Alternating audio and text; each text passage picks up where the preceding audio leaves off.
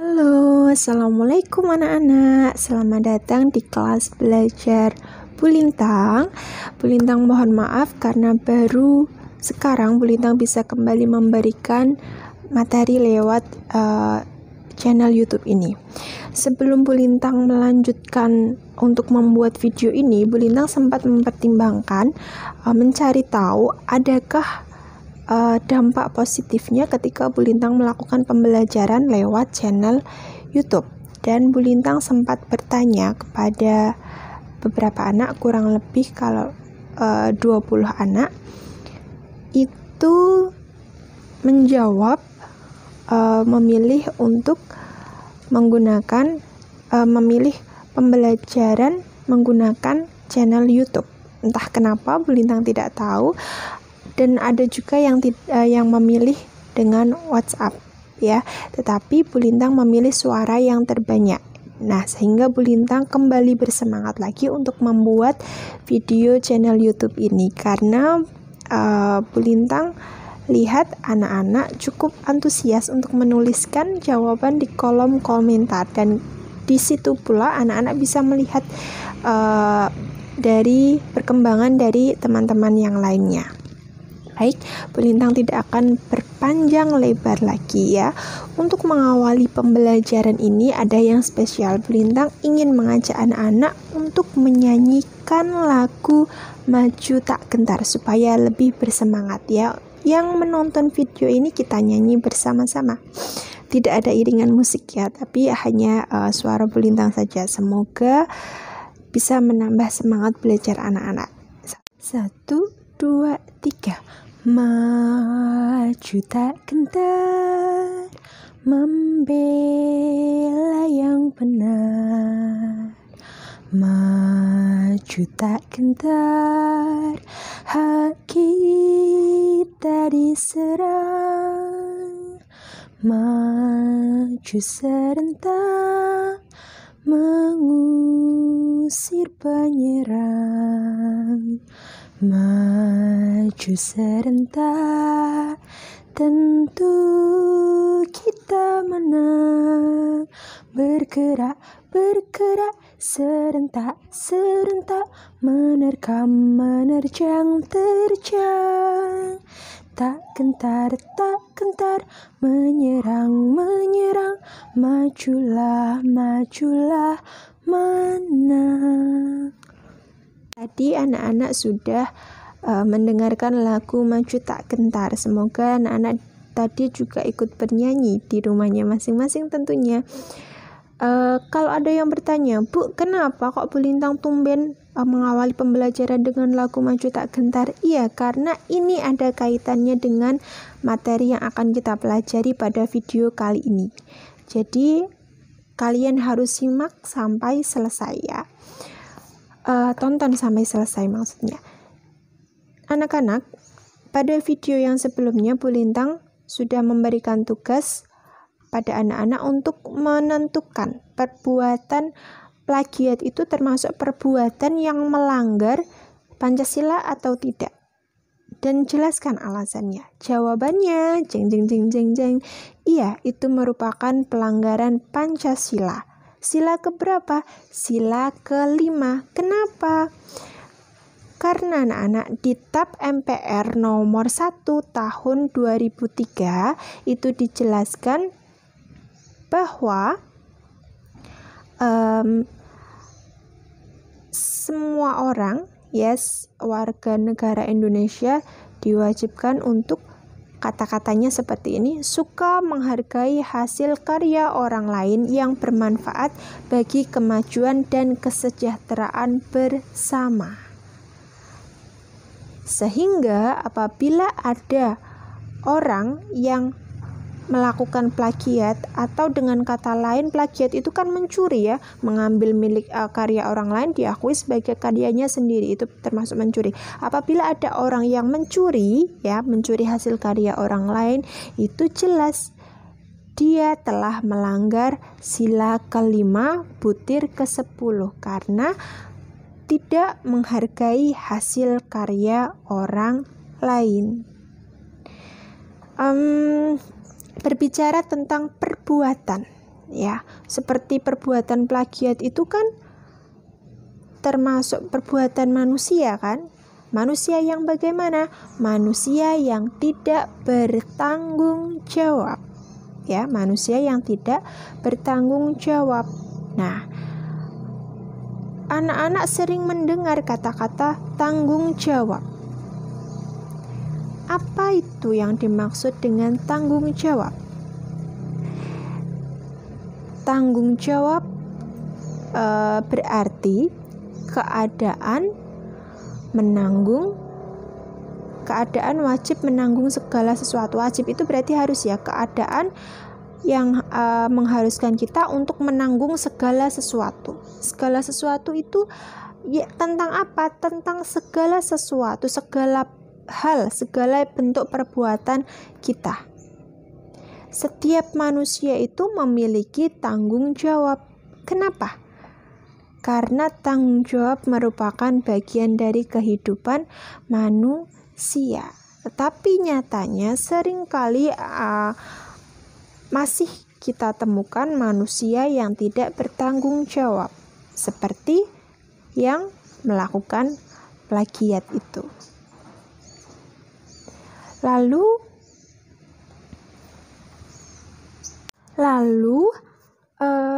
bagaimana caranya supaya aku bisa menjadi manusia yang bertanggung jawab, Bu? Nah, ini pertanyaan yang bagus anak-anak. Ketika kalian ingin menjadi manusia yang bertanggung jawab, anak-anak harus bisa membedakan dulu jenis-jenis tanggung jawab. Loh, Bu, memangnya tanggung jawab itu ada berapa toh? Kok sampai berjenis-jenis itu?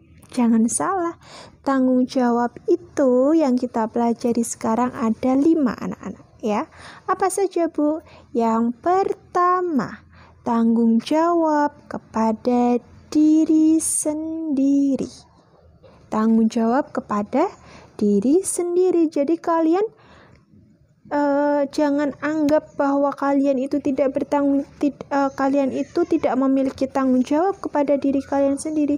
Jangan dikira kalian sekolah hanya bertanggung jawab untuk menjalankan perintah orang tua. Tidak, anak-anak, kalian juga harus bertanggung jawab kepada diri kalian sendiri. Apa itu tanggung jawab kepada diri sendiri? Nanti akan kita pelajari. Yang kedua, tanggung jawab kepada keluarga. Yang ketiga, tanggung jawab kepada masyarakat. Yang keempat, tanggung jawab kepada bangsa dan negara. Yang kelima, tanggung jawab kepada Tuhan Yang Maha Esa. Kita akan bahas satu persatu dari kelima jenis tanggung jawab ini. Kita mulai dari yang pertama, tanggung jawab kepada diri sendiri. Apa sih yang dimaksud dengan tanggung jawab kepada diri sendiri? Seperti apa sih bentuknya? Caranya bagaimana? Tanggung jawab kepada diri sendiri, anak-anak, itu artinya diri kita itu dituntut untuk terus mengembangkan kepribadian sebagai manusia. Mengembangkan apa? Kepribadian sebagai manusia. Bu, kepribadian itu apa sih? Kepribadian itu adalah cara kita untuk keseluruhan, semua cara kita, semua cara yang kita ketahui itu harus dikembangkan. Cara tentang apa? Cara tentang bereaksi dan berinteraksi. Bereaksi itu apa? Kalau ada orang yang ngomong jelek ke kita, kita harus bereaksi bagaimana? Nah, itu namanya reaksi, respon kita terhadap orang lain. Dan interaksi itu adalah cara kita berhubungan dengan semua orang. Itu yang harus kita kembangkan. Itulah yang dimaksud tanggung jawab kepada diri sendiri. Untuk apa sih, Bu? Kalau kita tidak mengembangkan, tidak meningkatkan kemampuan kita, cara kita dalam bereaksi dan berinteraksi pada orang lain, apa yang akan terjadi? Yang terjadi adalah kita tidak akan bisa memecahkan masalah-masalah kemanusiaan mengenai diri kita sendiri. Kita tidak akan bisa memecahkan masalah-masalah tentang diri kita sendiri. Maksudnya bagaimana? Misalkan anak-anak ada salah satu, misalkan si A punya masalah dengan si B. Si A ini dituduh mencuri uangnya si B. Si B menuduh si A mencuri uangnya. Lalu si A ini dituntut untuk bertanggung jawab kepada dirinya sendiri. Itulah contoh saat si A dituntut untuk bertanggung jawab kepada dirinya sendiri. Caranya bagaimana, Bu? Si A harus menentukan cara yang tepat bagaimana merespon, menjawab tuduhan dari si B itu. Bagaimana si A bisa menjawab, kemampuan si A dalam menjawab tuduhan si B itu akan menentukan bagaimana si A bisa memecahkan masalah dirinya sendiri. Bila si A ini memiliki kepribadian yang tidak baik, tentu si A akan marah, langsung menonjok si B, mengajak si B berantem. Kan tidak terima, wong tidak mengambil kok dituduh-tuduh. Bilang sama orang tuanya, sampai akhirnya masalahnya semakin melebar. Orang tuanya tidak terima, orang tuanya datang ke sekolah marah-marah sama si B, orang tuanya si B tidak terima. Lalu orang tuanya si B datang ke sekolah, yang tadinya masalah si A dan si B menjadi masalah orang tua si A, orang tua si B. Nanti melebar, masalahnya semakin besar, sehingga sangat menentukan kepribadian si A di sini, sangat menentukan bagaimana masalah itu bisa cepat selesai, ya. Bila si A punya kepribadian yang baik, pasti si A akan mencari cara yang baik, yang cepat selesai, yang tidak merugikan banyak orang. Seperti di filmnya siapa itu ya, Keluarga Somad, yang ada dudungnya biasanya Pak RT-nya itu kan selalu berkata, demi kesejahteraan bersama. Nah, orang yang berkepribadian baik, salah satunya dia pasti akan memikirkan kemajuan dan kesejahteraan bersama. Ketika si A dituduh seperti itu, si A harus bisa membuktikan kepada si B bahwa dia tidak mencuri. Salah satu caranya bagaimana? Dicarilah saksinya, ditanyakan, kok kamu bisa menuduh aku mencuri, itu buktinya mana? Siapa yang melihat? Apakah itu hanya kamu mengada-ngada, atau memang kamu memiliki bukti dan saksi yang menunjukkan bahwa aku yang mencuri uangmu? Kan bisa jadi si B ini salah menaruh uang, ya. Seperti itu anak-anak. Ketika si A memiliki kepribadian yang baik, lalu si B juga memiliki kepribadian yang baik, si B akan merespon dengan baik. Aku tadi itu berjalan dari kelas menuju ke kantin. Di dalam kelas, tapi aku sempat menaruh uangku di meja. Lalu begitu aku keluar sebentar, aku lihat uangnya sudah tidak ada. Yang di kelas adanya cuma kamu tak si A. Lalu siapa lagi yang mencuri? Ayo kita lihat bersama di mana kamu menaruh uang tadi. Kita cari saksi dan buktinya. Betulkah tuduhanmu itu kepada aku? Lalu pergi mereka bersama masuk ke dalam kelas. Di dalam kelas lalu apa? Di dalam kelas dilihat di sekelilingnya. Di mana B kamu menaruh uangmu tadi? Ditunjukkan si B. Di sini ndak ada, di atas meja ndak ada. Dicari-cari di sekelilingnya. Ternyata uangnya itu jatuh. Bisa jadi karena si B sempat menyenggol mejanya lalu uangnya jatuh. Oh, uangnya itu ada di bawah, ini uangmu bukan? Oh iya betul. Karena mereka ini punya kepribadian yang baik, si B ini punya kepribadian yang baik, si B langsung meminta maaf kepada si A.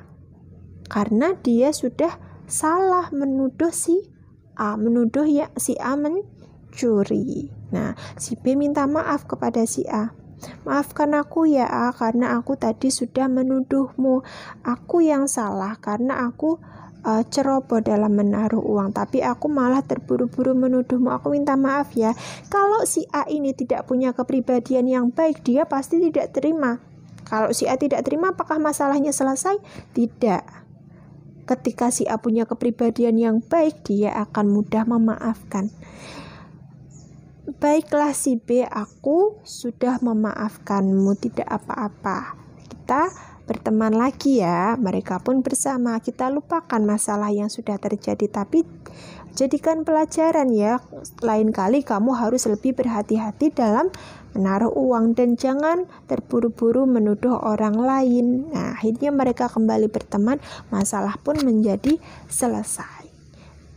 Itulah anak-anak yang dinamakan kepribadian, keseluruhan cara seseorang dalam bereaksi dan berinteraksi tadi, merespon setiap kejadian yang ada di sekelilingnya. Itu tanggung jawab kepada diri sendiri. Yang kedua, tanggung jawab kepada keluarga. Yang kedua itu tanggung jawab kepada keluarga. Nah, ini tanggung jawab kita kepada keluarga itu menyangkut hubungan antar anggota keluarga, ya, dan Lintang simbolkan kasih sayang ya, hubungan antar anggota keluarga dan juga menjaga nama baik keluarga. Jadi di dalam keluarga, kita sebagai anggota keluarga itu kita harus saling menjaga, saling menghormati, saling mengasihi, saling menyayangi dengan sesama anggota keluarga. Dan kita juga anggota keluarga yang lainnya, ayah, ibu, adik, kakak, semua anggota keluarga bertanggung jawab untuk menjaga nama baik keluarga. Maksudnya bagaimana, Bu? Maksudnya adalah ketika kita melakukan hal yang baik di sekolah, di desa, pasti orang-orang akan bertanya, anak itu anaknya siapa sih? Nah, kok pintar sekali ngajinya? Oh, itu anaknya Pak Somad. Oh, itu Dudung anaknya Pak Somad. Nah, Pak Somad, keluarga Pak Somad akhirnya terbawa juga. Ya kan, namanya terbawa juga, nama keluarga Pak Somad. Lalu ketika berbuat yang sebaliknya, berbuat mencuri misalkan, ketika Dudung mencuri mangga milik Pak RT. Nah, ketika Dudung mencuri, pasti juga akan ditanya, ketahuan mencuri, akan dimintai pertanggungjawaban. Itu siapa sih yang mencuri mangga? Anaknya siapa? Anaknya Pak Somad, anaknya Bu Inah. Nah, terbawalah nama keluarga. Akhirnya yang berbuat jelek si Dudung, tapi nama keluarga Pak Somad ikut menjadi jelek. Ya, karena tadi menjaga nama baik keluarga itu tanggung jawab semua. Di keluarganya Pak Somad ada Pak Somad, istrinya Pak Somad ada Bu Inah, terus yang anaknya Pak Somad yang pertama Dudung, yang anaknya Pak Somad yang kedua atau yang terakhir Nunung. Jadi anggota keluarganya ada 4. Ketika salah satunya berbuat baik, maka ketika salah satunya maksudnya Dudung misalkan berbuat baik, maka anggota keluarga Pak Somad ikut namanya menjadi baik, menjadi harum, ya, wangi, dikenal baik oleh banyak orang. Tapi ketika salah satunya misalkan Dudung tadi berbuat yang tidak baik, maka keluarga Pak Somad juga akan terkenal tidak baik. Sehingga Pak Somad, Bu Inah, Dudung, Nunung semuanya harus bisa menjaga nama baik keluarga Pak Somad dengan apa? Dengan melakukan hal-hal yang baik ya, dan tidak melanggar aturan-aturan yang sudah ditetapkan. Yang ketiga itu tanggung jawab kepada masyarakat. Terus yang keempat tanggung jawab kepada bangsa dan negara, dan yang kelima tanggung jawab kepada Tuhan. Yang tanggung jawab kepada diri sendiri dan juga tanggung jawab kepada keluarga sudah Bu Lintang jelaskan. Sekarang yang sisanya ketiga ini silahkan anak-anak cari tahu sendiri ya, cari tahu sendiri dan tuliskan di kolom komentar apakah yang dimaksud tanggung jawab kepada masyarakat, tanggung jawab kepada bangsa dan negara, dan tanggung jawab kepada Tuhan. Jelaskan dan berikan masing-masing satu contohnya. Tuliskan dengan bahasa anak-anak sendiri ya. Boleh mencari di berbagai sumber, dari buku, dari dari internet, tapi rangkailah menggunakan kata-kata kalian sendiri, pahami dan tuliskan dengan kata-kata kalian sendiri. Sampai di sini dulu pembelajaran kita. Bu Lintang ucapkan terima kasih kepada anak-anak yang sudah menonton sampai akhir dan yang sudah menjawab di video sebelumnya. Bu Lintang ucapkan selamat. Terima kasih, kalian hebat-hebat sekali. Terima kasih. Wassalamualaikum warahmatullahi wabarakatuh.